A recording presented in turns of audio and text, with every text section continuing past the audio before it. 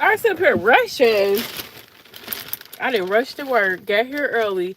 Um, the manager not even here. You know his way.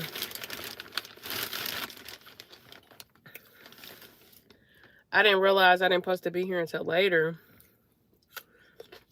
Um,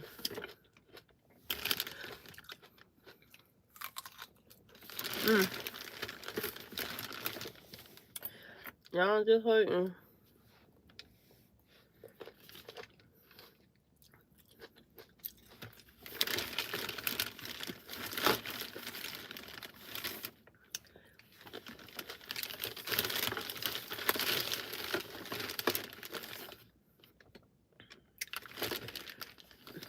Purpose is good.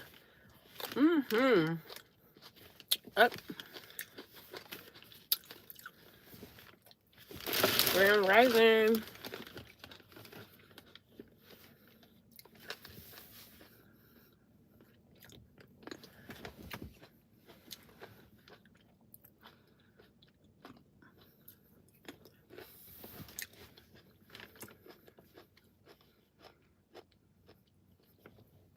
All right.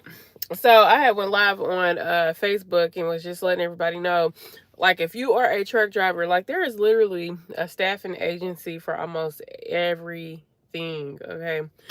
So there's a staffing agency that I'm with right now. I am going to be on a contract that is going to have consistent work, and actually a big company just lost a contract with a broker.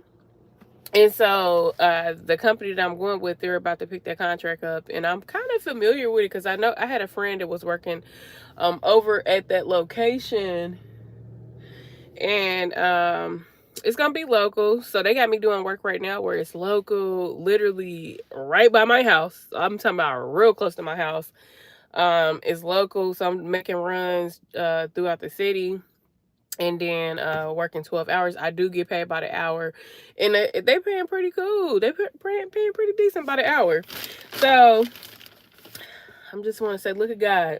I was talking about how I had left the company I was with. So if this is your first time to my channel, my name is Latoya Abram. I am a truck driver, and I post content about trucking, my lifestyle, comedy, sketches, everything that just goes on in it.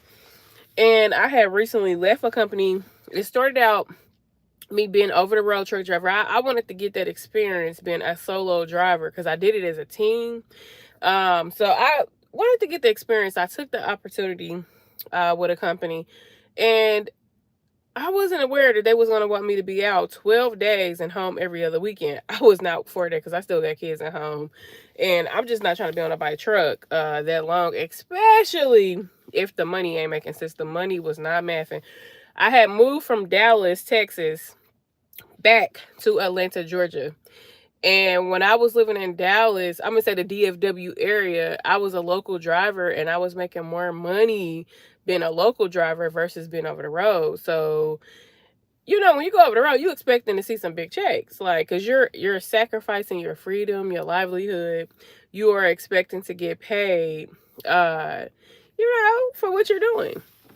So, anyhow, that didn't work. I told them, like, hey, this ain't for me. They put me on an account where it was supposed to be local, but they kind of like try to like control my freedom, like telling me, oh, you can get on this account, but when you come back, you're gonna have to stay here because you live so far.